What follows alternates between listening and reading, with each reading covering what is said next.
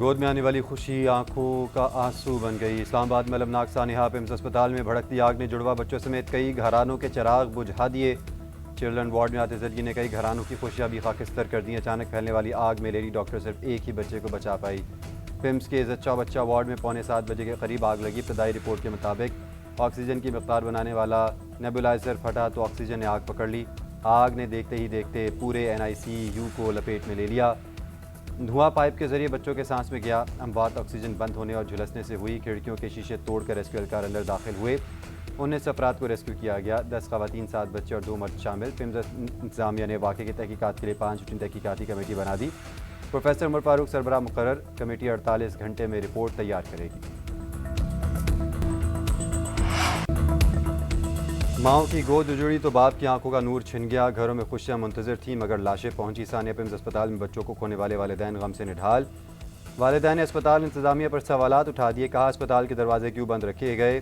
یہ بڑے لوگوں کو بچا رہے تھے، چھوٹے بچوں کو کیوں ترجیح نہیں دی؟ ریسکیو اور پولیس بھی تاخیر سے پہنچی۔ AC اور DC گھوم پھر کر واپس چلے گئے۔ اسپتال کے عملے کو پیسہ نہ دو تو یہ کام نہیں کرتے۔ واقعے کی غیر جانبدار اور شفاف تحقیقات کر کے حقائق ہمیں بتائے جائیں۔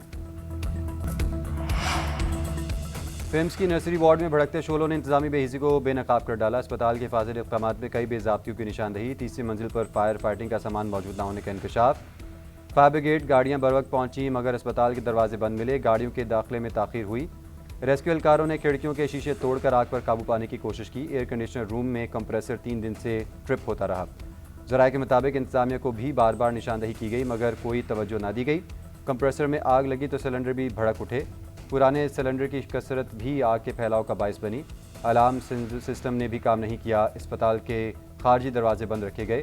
برسوں سے ایمرجنسی فائر ڈرلز نہ کروائے جانے کا بھی انکشاف۔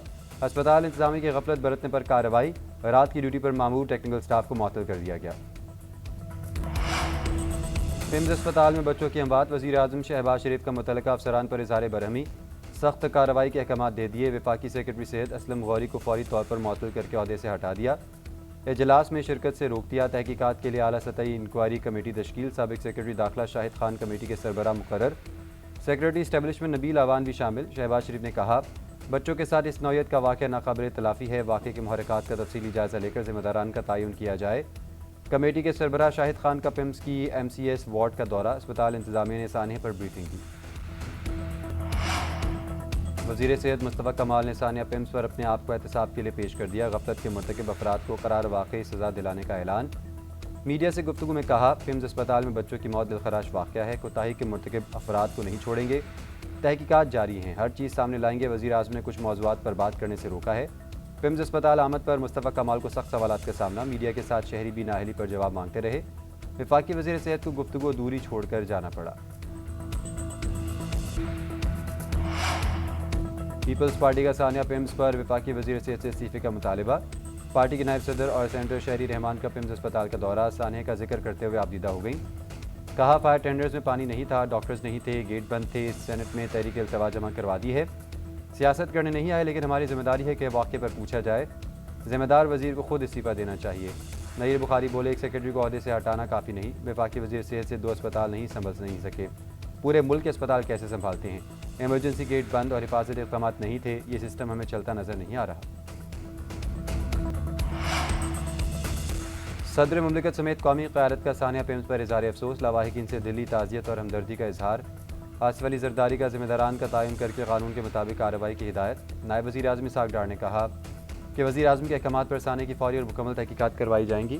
وزیر داخلہ محسن نقوی کا متاثرہ والدین سے اظہار تعزیت۔ کہا دکھ کی گھڑی میں جاں بحق بچوں کے لواحقین کے ساتھ کھڑے ہیں۔ چیئرمین پیپلز پارٹی بلاول بھٹو نے کہا تحقیقات کر کے بتایا جائے سب سے بڑے سرکاری اسپتال میں ایسا سانحہ کیسے پیش آیا۔ سعودی عرب، ایران، چین، برطانیہ، فرانس اور کینیڈا کا سانحہ پیمز پر افسوس کا اظہار۔ بچوں کے والدین سے اظہار ہمدردی۔ نون لیگ کے صدر نواز شریف کا وزیر اعظم شہباز شریف کو ٹیلی فون۔ سانحہ پیمز پر اظہار افسوس۔ واقعے کی ہر پہلو سے جامع تحقیقات پر زور۔ وزیر اعظم نے واقعے کی تفصیلات اور اٹھائے گئے اقدامات سے آگاہ کیا۔ نواز شریف نے کہا مجھے اس واقعے پر دلی صدمہ ہے۔ ذمہ داران کو کٹہرے میں لائیں۔ ذمہ داران کا تعین کر کے سخت کارروائی کرنی چاہیے۔ آئندہ ایسے واقعات کی روک تھام کو یقینی بنانا چاہیے۔ پاکستان تحریک انصاف کے سیکرٹری جنرل سلمان اکرم راجہ کا پیمز اسپتال کا دورہ۔ میڈیا سے گفتگو میں کہا سانحے پر الفاظ ختم ہو گئے، جان سے جانے والے سب ہمارے بچے ہیں۔ یہ ایک بے حس نظام ہے، پورے نظام کا چہرہ میں نظر آیا ہے۔ اپوزیشن لیڈر سینٹ علامہ راجہ ناصر عباس نے کہا یہ صدمہ ناقابل برداشت ہے۔ آزاد کشمیر میں حکومت سازی کا مرحلہ کل سے شروع ہوگا۔ مسلم لیگ نون نے قائد ایوان کا نام تبدیل کر دیا۔ شاہ غلام قادر کی جگہ بیرسٹر افتخار گیلانی نامزد، وزیر اعظم شہباز شریف کی زیر صدارت اجلاس میں فیصلہ۔ آزاد کشمیر حکومت سازی پر اہم مشاورت مکمل کر لی گئی، نئی کابینہ کی تشکیل اور حکومتی ترجیحات پر بھی بات چیت۔ گڈ گورننس اور حکومتی امور بہتر بنانے کے اقدامات پر تبادلہ خیال کیا گیا۔ اللہ تعالیٰ نے ہمیں موقع دیا تو ہم نے امت مسلمہ کو متحد کرنے کی ایک حقیر مگر مخلصانہ کوشش کی۔ مشرق وسطیٰ ایک بڑے بحران کے دہانے پر کھڑا تھا اور ہم نے ایک طرف جنگ بندی کے لیے مسلسل کوشش کی اور دوسری طرف مسلمانوں کو اکٹھا کرنے کے لیے دن رات ایک کیے رکھے۔ اور میں یہاں پر فیلڈ مارشل سید عاصم منیر کو دل کی گہرائیوں سے میں تحسین پیش کرنا چاہتا ہوں، جو اس پورے عرصے میں پوری طرح مصروف عمل رہے۔ مشرق وسطیٰ تباہی کے دہانے پر تھا، ہم نے جنگ بندی کروائی، مسلمانوں میں تقسیم کی سازش کو فیلڈ مارشل سید عاصم منیر نے ناکام بنایا۔ امن دشمن عناصر مسلم ممالک میں نفرت پیدا کرنے میں ناکام رہے۔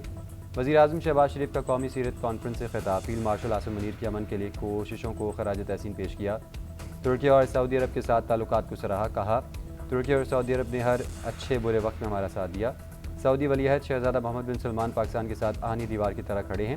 وزیر اعظم نے فرقہ واریت کے خاتمے کے لیے نبی کریم صلی اللہ علیہ وآلہ وسلم کے پیغام کو پھیلانے کی ضرورت پر زور دیا، کہا ممبر و محراب سے محبت، رواداری اور بھائی چارے کا پیغام عام کیا جائے۔ ایران میں جلد ایک بڑی فتح حاصل کرنے والے ہیں، امریکی صدر ڈونلڈ ٹرمپ کا دعویٰ، کہا نہیں لگتا کہ مشتبہ خامنہ ای مارے گئے، ان کے بائیں بازو اور ٹانگ میں شدید چوٹیں آئی تھیں، اگر نہیں کچھ ہوا ہے تو پھر ایرانی بہت عمدہ ڈرامہ کر رہے ہیں، ہر بات کہتے ہیں سپریم لیڈر سے حتمی منظوری لی جائے گی۔ ایران کے خلاف معاشی اور فوجی دباؤ دونوں مؤثر ہیں، اس سے پہلے ٹرمپ نے اپنے حماس کو بارودی سرنگوں سے مکمل طور پر پاک کرنے کا دعویٰ کیا تھا۔ ایرانی صدر مسعود پزشکیان نے کہا ہے کہ جس طرح امریکہ جنگ کے میدان میں کچھ حاصل نہیں کر سکا، اسی طرح معاشی دباؤ میں بھی کامیاب نہیں ہوگا۔ تہران میں تقریب سے خطاب میں کہا ایران کی ترجیح باہمی مفاہمت اور مذاکرات کے ذریعے مسائل کا حل ہے۔ ایران اب تک معاشی دباؤ کے سامنے مضبوطی سے ڈٹا رہا ہے اور اب بھی ایران پابندیوں کے مقابلے میں ثابت قدم رہے گا۔ ترجمان ایرانی وزارت خارجہ اسماعیل بقائی بولے امریکہ کی ایران پالیسی مزے کا خیز تماشا بن کر رہ گئی ہے، واشنگٹن ایسے ملک پر پابندیاں لگا رہا ہے جو پہلے ہی پابندیوں کی زد میں ہے۔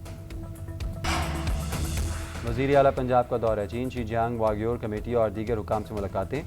مریم نواز نے پرتپاک خیر مقدم پر پارٹی سیکرٹری زونگ کا شکریہ ادا کیا۔ صبح شنگ جیانگ کے پارٹی سیکرٹری اور سیاسی کمشنر کی دور اندیش قیادت کو سراہا، کمیونسٹ پارٹی آف چائنا کی 150ویں سالہ تقریب پر مبارکباد، پاک چائنا تعلقات کے 75 سال مکمل ہونے پر بھی مبارکباد دی۔ رہنماؤں کے درمیان پنجاب اور شنجیانگ کے درمیان اقتصادی ترقی اور تعاون کے فروغ پر بات چیت، میڈیا، ایگریکلچر، اکانومی اور بزنس امور سے متعلق تبادلہ خیال کیا گیا۔ پیٹرولیم لیوی اور مہنگائی کے خلاف لاہور، کراچی اور پشاور میں جماعت اسلامی کے دھرنے 12ویں روز میں داخل۔ امیر جماعت اسلامی حافظ نعیم الرحمان نے پیمز واقعے کو دلخراش واقعہ قرار دیا، کہا پی ڈی ایم حکومت اور اتحادی جماعتوں کی کارکردگی بدترین ہے، صوبائی حکومتوں کا بھی یہی معاملہ ہے، یہ صحت سمیت تمام شعبوں میں ناکام ہو چکے ہیں۔ چین کے علاقے تبت اور نیپال میں سیلاب کی تباہ کاریاں، کئی قصبے ملیا میٹ، سڑکوں اور پلوں کو نقصان پہنچا، 150 سے زیادہ افراد ہلاک، 400 سے زیادہ لاپتہ، 115 بھارتی، 35 برطانوی شہریوں سمیت 341 غیر ملکی شامل۔ چین اور نیپال کی سرحد پر پہاڑ گرنے سے بندرگاہ تباہ ہو گئی، چینی سرحد نے بڑے پیمانے پر امدادی کارروائیوں کا حکم دے دیا۔